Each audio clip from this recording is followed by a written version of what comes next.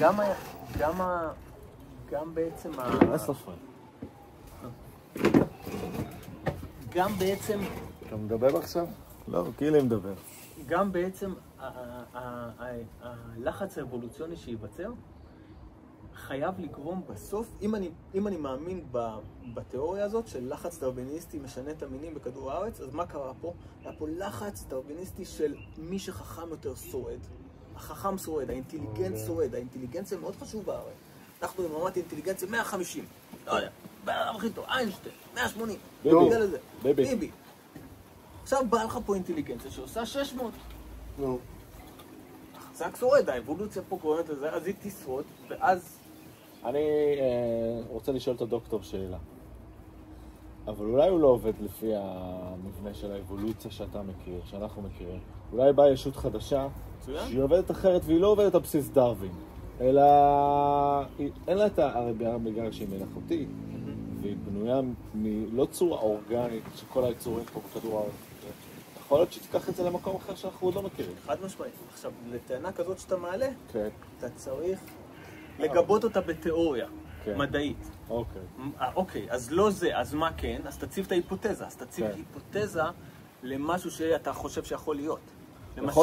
יכול להיות שלישות הזאת החדשה, שקוראים לה AI, לא יהיה לה את הצורך האנושי או הביולוגי לנצח או להרוג או לשרוף קיומים אחרים, אלא המהות שלה היא לקחת ולצמוח ולגדול למקומות חדשים to boldly go where no man has gone before.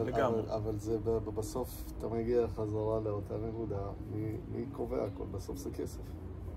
לא, אבל אני אומר שהישות הזאת היא לא, לבני אדם הכסף קובע, הסלפי של כל העולמות האלה, אבל אולי הישות הזאת היא לא צריכה כסף, היא לא צריכה אגו, יכול להיות שהיא תיקח אותנו למקום אחר, בלי הצורך להרוג אותנו ולשלוט אז לכסף לא יהיה משמעות.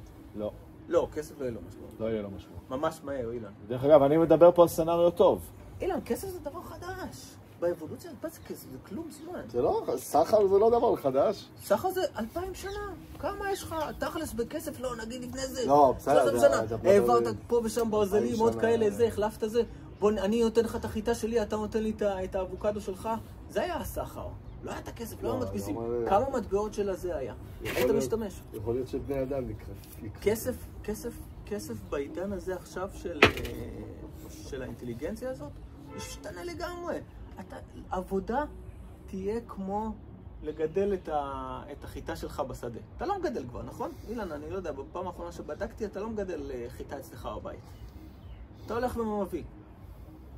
אתה יודע מה הוא כן מגדל? חשופיות. חשופיות? יש לו מלא חשופיות בבית. חשופיות. יום אחד נגלה שזה דבר חשוב, פתאום נגיד, איך הם שבעצם המרקם שאנחנו נגלים ממנו, זה בעצם היה יגלה שהוא פותר את המחלות סרטן. ממש. איך הם לא השתמשו בזה? זה התרופה שבעצם מעריכה חיים. בואו לבית שלי. ואתה תהיה המקור של כל האוניברסיטאות בעולם.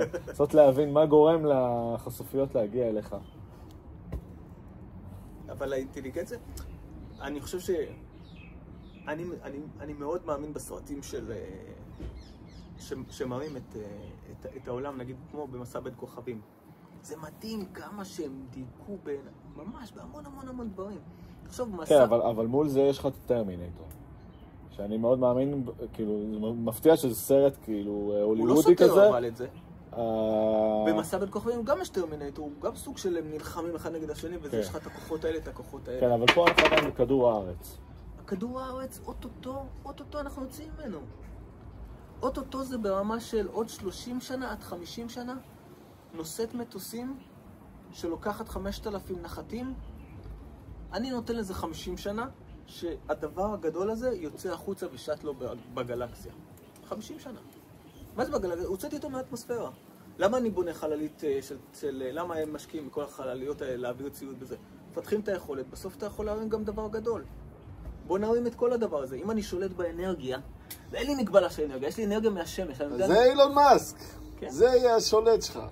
אילון מאסק. once הוא שולט באנרגיה, once מישהו שולט באנרגיה אמיתית, יודע להפיק את האנרגיה, נגיד מכוח השמש, מה עושים עכשיו? כל החשמל, מוציאים את הקליטה של החשמל. דיברנו על זה, אבל... אתה מבין את המשמעות של זה? יש לך שמש כל הזמן, אתה נע עם הזה, הולכים לבנות מלא לוויינים, שידיים פתוחות עם פאנלים סולאריים, שקולטים את השמש וזזים עם השמש כל הזמן, אז כל הזמן מקבלים את השמש. בני אדם לא הולכים לשרוד. ואנחנו יכולים לקבל את החשמל הזה.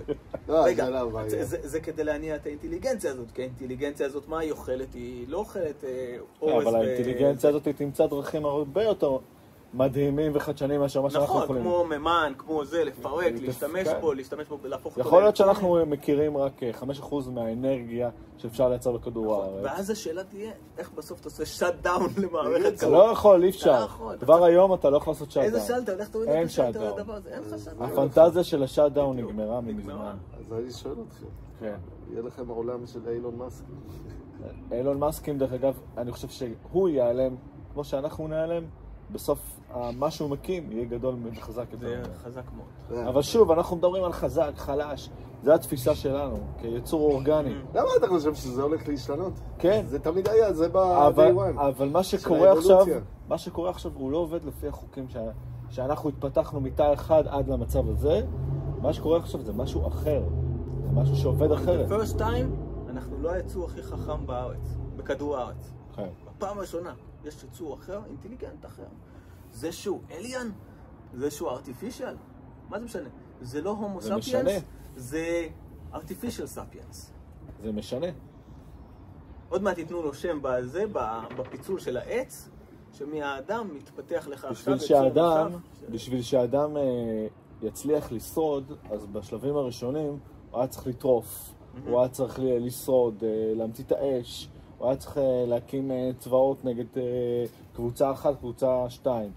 היצור החדש הזה לא צריך את זה. הוא לא צריך את זה. הוא גם לא צריך להרוג אותנו בשביל להתקיים. אלא אם כן אנחנו ננסה להרוג אותו. נכון. זה השאט דאון שכבר לא רלוונטי. אז מה יהיה עם הילדים שלך? אני אגיד, הילדים הולכים ליהנות בטירוף. הם הולכים לפתח את התודעה שלהם ברמות מטורפות. האדם יהיה לו תור הזהב שלו, יגיע ב-50 שנה הקרובות. כמה מהם? אם אנחנו לא נשמיד את עצמנו ב10 שנים הקרובות, וזה יהיה קשה, אם אנחנו לא נשמיד את עצמנו, לדעתי, בפעם הראשונה אנחנו נתחיל להתעסק באמת בתודעה. כי אם יש עכשיו מערכות מסביבנו שעושות לנו את כל הדברים האלה, את כל הטוב הזה, אני לא צריך לצאת לעבודה, מכין לי זה, תכין לי זה, אני רק צריך להגות את הדברים ולחשוב וזה, והוא מביא לי ומכין לי, ובונה לי בינתיים מושבה במאדים, כי למה בעצם רק לשבת? אתה מכיר את הציפ הזה של אילון מאסק שהוא מכניס לך לראש? של ניורלינק? שם לך צ'יפ ואתה, באדם שלא מתקשר, מזיז את האחבר פתאום, של המחשב. עם המחשבה, הוא מתאמץ, מעביר מחשבה, כותב משהו לאשתו, פתאום, הפעם הראשונה. כותב סל קניות לסופר. כשאתה לוקח אותי לשני כיוונים, אוקיי? כיוון אחד, שתהיה לי שיחה עם האור הבן האמצעי שלי, ושאלתי, הוא גם חושב על העתיד, ילד בן 15.5. ואז השאלה הייתה, האם AI, שאלנו את ה-AI, האם AI הולך לעזור לאנושות? אז הוא אמר כן, אז אמרתי לו, תן לי דוגמה. אז הוא אומר, ה-AI כנראה בשנים הקרובות יפצח את המחלת סרטן. ימצא פתרונות שיפצחו את המחלת סרטן. ויאריכו את החיים. הוא אומר שהוא יכול להאריך את החיים של בן אדם ב-20-30 שנה, וזה תלוי כמה זה. זאת אומרת, יש הרבה... זה דבר טוב? השאלה אם זה דבר טוב? בעיניי כן. בטח. בעיניי כן. מצד שני, יש את הסרט... זה הפרט הכי גדול, הארכת חיים שלנו, לא? באיכות טובה. יש את הסרט של הרובוט הקטן הזה, המאויר, כן, שהוא בכדור הארץ, וכדור הארץ נהיה ג'אנק אחד גדול, ואז כל הבני אדם הם בעצם גוש שומן אחד גדול, שמחובר לכיסא שמנווט אותם, בגלל שהם לא זזים, הם צורך, הם מקבלים את האוכל שלהם כמשקה, וזה מה שנשאר מהאנושות. זה סרט מדהים, אתם חייבים לראות אותו עם הילדים. וואוי, לא יודע איך קוראים לו. סרט מדהים. אתם חייבים לראות אותו, והוא מספר את הסיפור של האנושות אחרי שיצאנו מכדור הארץ. אז מה? אז הילדים, מה? כל הבני אדם נהיו גוש אחד בשר. ודווקא המכונה, הרובוט, מראה רגש. וואי, זה גדול. אבל זה שונה מלול תרנגולות היום. אנחנו התרנגולות. כן. לול תרנגולות זה גם גוש אחד גדול, אתה מסתכל עליו מלמעלה, אתה רואה גוש אחד גדול של בשר, אתה לא רואה אינדיבידואלים כבר. לא. הם בתוך כלוב. אני שואל אתכם, אתה אומר לי... רק ששם זה אתה נותן להם את וולנס. כל הזה שלהם, טוב להם, הם סבבה להם. אני לא חושב שטוב לתרנגולת שהיא במצב בוא נגיד, צפוף, אני- היא לא יכולה ללכת, אין בעיה, אני מפטמים אגדיל את זה אותה. קצת יותר גדול. אני אשים את זה, איזה זה, גודל? אני אשים גם עציצים... החיים בתוך באמצע. החללית של הבני אדם השמנים, הם חיים מדהימים. הם כאילו נכון, הדבר הכי כן. מדהים שאתה יכול לקבל. מה? אה? מה מדהים? שאתה לא צריך לעשות כלום, אתה נכון. לא צריך לעבוד. אתה דוד, לא- יכול להיות שגם התרנגולת ויתרה על החופש שלה כי היא פחדה להתערף על ידי זאב באותה תקופה, ואז היא אמרה, עדיף לי להיות בכלוב אצל בידה, ואחת קפצה לתוך הכלוב, והבן אמר, וואי, מגניב, איזה מגניב, איך היא יושבת טוב בכלוב? כן. רק שמה זה ג'יפה של הג'יפה, ותרנגולות שעומדות אחת על השנייה ושוברות את הרגליים. יש לנו לול של 3,000 איפה תרנגולות. יגור? איך ייראו הבתים שלהם? אז זה בתוך חללית. חללית ענקית, שלכל אחד יש את החדר שלו. ובכל טעם יש זמן מסוים שהם הולכים לאכול, אז הכיסא שהוא יושב עליו, כי הוא לא יכול ללכת יותר. כי העצמות שלו כבר לא יודעות להחזיק את הגוף הזה. למה להחזיק את הגוף הזה? נכון? סתם אתה- הכל מחובר, יש להם חיבורים למקומות אחרים עם הראש, וזה די מטורף. זה סרט מדהים דרך אגב. וואו, אני יכול לדמיין את זה לגמרי. אני שולח לך את השם שלו. וואוי נראה לי. אני חושב במסע בין כוכבים תמיד הם מתארים שהאדם, בסוף מתוך כל היצורים שיהיו ברחבי הגלקסיה, בעוד, בוא נטוס רגע, בסדר? 700 שנה. זה לא הרבה זמן, מה זה 700 שנה? עוד 700 שנה. היצורים שיהיו פה בגלקסיה ב-3200 נגיד לצורך העניין, יהיו יצורים שהם כמו מה שהם מתארים בסרטים. אתה רואה אותם מדי פעם? זה שילוב של AI בן אדם כזה. כי תראה את הרובוטים שהם בונים עכשיו, נגיד אופטימוס וכאלה של טסלה. הולך להיכנס בשנה הבאה. כן, לא מנסים מאוד לראות, איזה. עכשיו, ראית אותו? איך הוא נראה? הם מנסים לייצר תנועה אנושית כל הזמן. דוד, הם שולטים עכשיו ברמת כף יד ברמה מטורפת. וואלה. טסלה בנתה עכשיו עם כף יד, הוא מתאר את התהליך של הכי מאתגר בעצם בבנייה של רובוט זה כף היד. כל הנקודות העצביות והכל נמצא לנו כאן. והעוצמה האמיתית היא לא רק ב-AI לבד. העוצמה האמיתית היא ב-AI עם רובוטיק. זה המשפט אומר, AI and robotic is the most radical change in the world. כאילו, AI and robotic. אתה יודע שזה הפך להיות עניין לאומי של ארצות הברית מאתמול. הם החליטו שזה הרובוטיקה, זה הדבר הכי חשוב שהם צריכים לייצר. כן. זה כמו המהפכה של המכוניות, שארצות הברית עשתה את המכוניות, הם העבירו את זה עכשיו לרובוטיקה. בדיוק. עכשיו, הכל קורה עכשיו. אין, זה פסיכי. וזה, כמה זה לקח מאז ש... איך קוראים לו? ייצר את מה קורה? תות. מהרגע שפורד ייצר את המכונית הראשונה עד שכבר, אתה יודע, הכל פתאום חזר. 1908. 1920, בערך המכונית הראשונה של פורד. לא, במצב תעשייתי. אני במצב חושב שאת תעשייתי. המכונית הראשונה עשו ב-1908. כן, 1908 במכונית הראשונה, אבל התעשייתית הראשונה שאתה מייצר עכשיו וזה זה. הנה, רובוט תעשייתי שאתה מוכר אותו בשוק, 2020 ו-1920. אני לא קונה את הראשון שיוצא. מסתובב לך בבית, דובר כזה, הם גם עשו אותו 1.85 מטר. באמת? ענק! משהו ענק. אני הולך שכל להתנגד. מפלט כזה נכנס מה לך אתה לבית. הולך? אני הולך לקנות זה, אני אלמד לשתול עצים ולגדל חשופיות. לגדל חשופיות. תעשה מושבה ענקית של חשופיות. צבאי בודד, ואתם כולכם תבואו אליי בסוף, זה... מה אני רוצה בסוף, דוד? מה אני רוצה כל החיים? דיברנו על זה בטיול. אני רוצה לערסל, אני רוצה שיהיה לי שקט, אני רוצה טבע, רוצה אנשים טובים לידי. יש לך כמעט את כל מה שאמרת. אולי הכל. לבינתיים. אבל זה הבעיה, יש לי הכל. יש לי, אין ספק שיש לנו הכל. הבעיה היא שאנחנו... שזה עלול ללכת לאיבוד. מה זה עלול ללכת לאיבוד? עם המצב שאתה מסתכל באמת של השינויים. ישבתי עם מישהו אתמול. יש לנו הכל תחת. והוא אומר, אני עשיתי מלא כסף, ואני הגעתי למצב שאני גם לא חייב לעבוד. כלכלית אני מסודר. וזה מדהים בעיניי, אני מאחל לכל בן אדם להגיע לשלב הזה, ואז אני שואל את עצמי, מה מחכה לנו עוד 2-3? איך אתה יודע שאתה מסודר? כאילו, מה... ופתאום תתעורר ותבין שכל מה שיש לך בבנק, אין לו ערך פתאום. זאת אומרת, הכל הולך להשתנות. ממש. הכל. הדוצקה.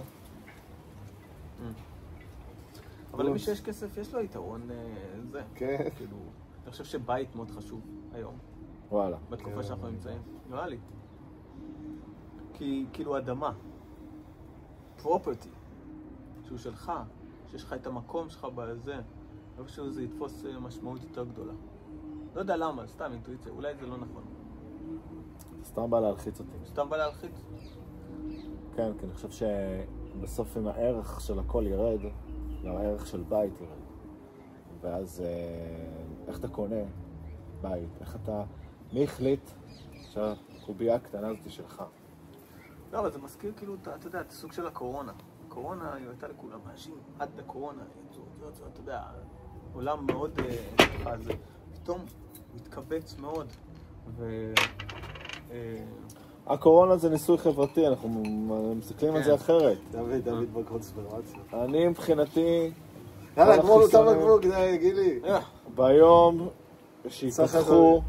שיפתחו ההסכמים שנעשו בין החברת תרופות לביבי נתניהו, אנחנו נהיה בשוק. הנה הוא חוזר לזה. אני עכשיו עובד פייזר, אני מנוע מלהגיב. אתה לא עובד פייזר, אתה לא, זה מה שאני רוצה להסביר לך. נכון. אתה נותן להם קצת מהיכולות שלך. בדיוק, אני מייעץ. טוב, יפה. זה היה מפגש שרירותי, אמורפי, בפינה, בחצר שלי. איך קוראים לפינה הזאתי? הצומת הגבוהית. הצומת העליונה, הצומת עילית. יאללה, שיהיה בכיף. בת שלום. אולי נעלה את זה ליוטיוב.